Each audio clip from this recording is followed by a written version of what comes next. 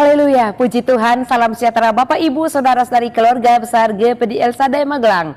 Saya percaya berkat Tuhan, kasih setia Tuhan selalu melingkupi kehidupan Bapak Ibu Saudara dimanapun kita berada. Dan pada hari ini kembali lagi kita akan deklarasikan rise up, bangkit, bergerak, berdampak. Puji Tuhan. Mari kita sama-sama nikmati firman Tuhan di dalam 1 Korintus pasal 6. 1 Korintus pasal 6, Bapak Ibu, Saudara-saudari, kita baca ayat 1 sampai ayat 4. Saya bacakan untuk kita semua. Demikian bunyi firman Tuhan. Apakah ada seorang di antara kamu yang jika berselisih dengan orang lain berani mencari keadilan pada orang-orang yang tidak benar dan bukan pada orang-orang kudus? Atau tidak tahukah kamu bahwa orang-orang kudus akan menghakimi dunia? Dan jika penghakiman dunia berada di tangan kamu, tidakkah kamu sanggup untuk mengurus perkara-perkara yang tidak berarti? Tidak tahukah kamu bahwa kita akan menghakimi malaikat-malaikat? Jadi apalagi perkara-perkara biasa dalam hidup kita sehari-hari. Puji Tuhan, Bapak Ibu Saudara yang diberkati Tuhan, kembali lagi pada hari ini kita berbicara atau belajar bersama tentang orang kudus. Saya memberikan judul orang kudus tentang renungan 79 kita pada hari ini. Orang kudus disinggung 2 kali di ayat 1, ayat 2, Bapak Ibu yang diberkati Tuhan. Dan kalau kita melihat ya latar belakang dari pemberitaan Paulus atau firman Tuhan yang ditulis oleh Rasul Paulus, khususnya di 1 Korintus pasal 6 ini tentang orang kudus adalah konteks berbicara ya, kalau kita bertanya siapakah orang kudus itu? Orang kudus ya menurut Rasul Paulus di sini adalah orang percaya yang dipanggil oleh Tuhan, orang-orang yang sudah mengimani bahwa Yesus Kristus menjadi Tuhan dan juru selamatnya pribadi, dan dalam kehidupannya terus berseru kepada nama Tuhan Yesus Kristus. Dan juga orang kudus ini adalah orang yang telah dikuduskan oleh Roh Kudus itu sendiri. Jadi orang kudus itu adalah orang yang percaya yang sudah dipanggil oleh Tuhan ya. Dan juga orang yang berseru di dalam nama Tuhan Yesus dan orang yang dikuduskan oleh Roh Kudus. Nah, Bapak Ibu yang diberkati oleh Tuhan, dalam kebenaran firman Tuhan ini dijelaskan tentang orang kudus bahwa orang kudus adalah orang pilihan Tuhan. Ya, orang yang selalu berseru kepada Tuhan, memanggil nama Tuhan, berdoa, berharap kepada Tuhan, bertindak hidup di dalam ranahnya Tuhan. Tentu ya, ranah kebenaran firman Tuhan. Karena kalau kita lakukan apa yang Tuhan mau, tentu sesuai dengan firman Tuhan. Karena yang Tuhan mau itu ada pada firman Tuhan. Nah, Bapak Ibu Saudara yang diberkati Tuhan, melalui 3 hal tadi ya tentang orang kudus itu, di sini dikatakan oleh Rasul Paulus ketika timbul perselisihan, pertikaian, bahkan dosa-dosa yang menjerat jemaat yang ada di Korintus. Lalu di sana hiduplah orang-orang yang sudah berjemaat atau jemaat yang dipimpin oleh Rasul Paulus. Orang-orang yang sudah Kristen istilahkan ya Bapak Ibu ya, yaitu orang yang percaya dan mengikuti Yesus. Tapi ada juga orang-orang yang belum percaya kepada Tuhan. Sehingga ketika timbul pertikaian dan masalah bahkan dosa yang kadang-kadang juga mengikat atau memikat kembali anak-anak Tuhan, Rasul Paulus katakan, mengingatkan bahwa ada bedanya orang percaya atau orang kudus dengan orang yang belum beriman kepada Tuhan dalam menghadapi persoalan hidup. Karena orang yang percaya kepada Tuhan juga mengalami persoalan hidup. Ada pergumulan, sakit penyakit, ekonomi, dan lain sebagainya. Ada banyak sekali perkara-perkara yang tentu masih dihadapi meskipun sudah percaya Tuhan. Dan Rasul Paulus ingin meyakinkan mereka bahwa ketika kamu sudah percaya kepada Tuhan Yesus, bukan berarti kamu terlepas, tidak lagi mengalami hal-hal yang namanya ujian hati Bapak Ibu ya. Ujian kesabaran, ujian kesetiaan, ujian kemurahan, ujian kebaikan ya. Banyak sekali ujian-ujian yang akan dialami. Tetapi kita perhatikan, ketika kita mengalami hal-hal dalam kehidupan kita yang tidak menyenangkan, Apakah kita mencari keadilan kepada orang yang tidak benar atau orang yang belum percaya kepada Tuhan? Tentu itu tidak betul. Kalau kita menceritakan perihal hidup kita kepada orang yang belum percaya, sama dengan kita menjaring angin Bapak Ibu Saudara. Karena tentu nasihat petunjuk yang diberikan bukan berdasarkan hati atau pesan yang dari Tuhan ataupun mewakili hati kasih Kristus, sebab mereka belum percaya kepada Tuhan. Lalu akan menimbulkan hal-hal yang malah membuat orang percaya itu semakin jauh dari Tuhan, bahkan jatuh ya dari iman percaya mereka. Oleh karena itu di ayat 1 dikatakan orang yang diistilahkan, mengapa kamu mencari keadilan kepada orang yang tidak benar, bukan kepada orang kudus. Nah, orang kudus di sini ayat 1 berbicara ya adalah orang-orang yang harus berdiri teguh melayani Tuhan. Sehingga ketika saudara seiman atau orang yang berpercaya kepada Tuhan mengalami persoalan masalah, mungkin pergumulan ekonominya morat-marit, dalam keluarganya tidak ada kasih, juga perekonomiannya lemah. Orang-orang yang sudah percaya kepada Tuhan, yaitu orang kudus, itu wajib menghadapi hal-hal demikian. Bukan hanya tentang apa yang dialami oleh diri sendiri, masalah diri sendiri, tapi kepada orang kudus dikatakan. Jadi orang kudus itu akan diberikan kemampuan oleh Tuhan untuk melayani pekerjaan Tuhan, ikut dalam hal kasih. Dan juga dikatakan, dan tidak tahukah kamu ya bahwa orang kudus itu akan menghakimi dunia ini Bapak Ibu Saudara. Perbedaan orang yang belum dikatakan orang kudus, belum percaya kepada Tuhan, dan orang kudus. Orang kudus itu akan melakukan satu, menghakimi dunia.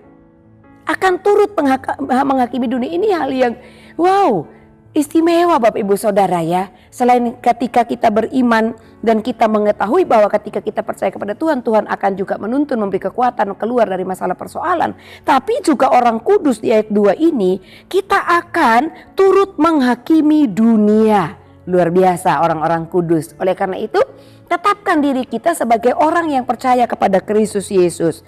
Dan juga dikatakan, atau tidak tahukah kamu bahwa orang-orang kudus akan, ya tadi ya yang saya sudah katakan, menghakimi dunia. Dan jika penghakiman dunia berada di tangan kamu, tidakkah kamu sanggup mengurus perkara-perkara yang tidak berarti? Nah, ayat 2 ini, ayat 2b, perkara-perkara yang tidak berarti, berbicara tentang semua perihal yang kita alami dalam kehidupan ini Bapak Ibu. Kalau orang kudus itu dipercayakan Tuhan menghakimi dunia ini, yaitu orang-orang yang tidak percaya kepada Tuhan pada waktu penghakiman nanti, lah kenapa kita memusingkan diri dengan perkara-perkara sederhana? Masalah persoalan hidup kita itu sederhana bagi Tuhan, disampaikan oleh Rasul Paulus. Mulai hari ini Bapak Ibu Saudara, mari saya dan Bapak Ibu Saudara belajar untuk tidak baper ya. Kebawa perasaan, sedikit-sedikit kita mudah tersinggung, sakit hati. Ini firman Tuhan juga saya belajar Bapak Ibu Saudara, dan saya percaya Bapak Ibu Saudara juga akan belajar melalui firman Tuhan ini. Kadang-kadang kita mudah sekali terluka, mudah sedih, mudah sensitif. Namun apa yang kita lakukan ketika kita sedih dan sensitif? Berdiam diri, bertanya kepada Tuhan, bergumul kepada Tuhan, biar Tuhan yang menyelesaikan hati dan pikiran kita, sehingga kita pun dapat tetap menjalani hari-hari kita dengan baik, dan kita melakukan pelayanan-pelayanan kita Bapak Ibu. Dan tentunya kalau ada masalah harus diselesaikan ya, supaya tidak mengganjal dan tidak menjadi bom waktu dalam kehidupan kita. Berikut Bapak Ibu Saudara, selain orang kudus itu akan ikut menghakimi dunia ini, oleh karena itu hal istimewa, itu hal besar. Kesampingkan hal-hal pergumulan kita di dunia ini. Satu hal yang kita renungkan tentang Ayub. Kenapa Ayub tetap bertahan dalam penderitaan? Ya, ayat ini juga bisa menjawab hal itu. Sebab penderitaan yang dialami di dunia itu menurut pemandangan Tuhan itu hal biasa. Karena Tuhan juga udah berjanji ya di firman Tuhan mengatakan bahwa perkara-perkara yang kita alami itu perkara yang tidak melebihi kekuatan kita. Oleh karena itu Tuhan tahu kita kuat menanggungnya Bapak Ibu Saudara. Jangan mengeluh, jangan pernah lelah, tetap percaya kepada Tuhan, tetap menjadi orang kudus. Dan yang berikut di ayat 3, orang kudus akan tadi menghakimi dunia, sekarang menghakimi malaikat-malaikat. Ya, ini luar biasa. Tuhan melibatkan orang-orang kudus menghakimi dunia, menghakimi malaikat. Nah, Bapak Ibu, ini adalah sesuatu yang Tuhan lakukan, di mana Tuhan mengangkat derajat atau kedudukan orang kudus. Ya, dapat turut menghakimi, padahal penghakiman itu adalah haknya Tuhan ya. Tapi Tuhan mempercayakan juga kepada orang-orang kudus, yaitu orang-orang yang percaya, yang terpanggil oleh kasih Kristus. Dan dikatakan jadi apalagi, ditegur lagi di ayat yang ketiga, apalagi perkara-perkara sederhana, di ayat 2 dikatakan perkara sederhana, ayat 3 dikatakan perkara biasa dalam hidup kita sehari-hari. Bapak Ibu sudah terbuka ya pikiran kita, apalagi perkara sehari-hari. Sudah, jangan terlalu dipikirkan, lupakan saja, enjoy, hadapi hidup ini Bapak Ibu saudara. Tidak usah dibawa pikir terus. Kalau kita sudah berdoa, serahkan kepada Tuhan, biar Tuhan yang menyelesaikannya ya. Puji Tuhan Bapak Ibu. Dan di ayat tempat dikatakan sekalipun demikian, jika kamu harus mengurus perkara-perkara biasa, kamu menyerahkan urusan itu kepada mereka yang tidak berarti dalam jemaat.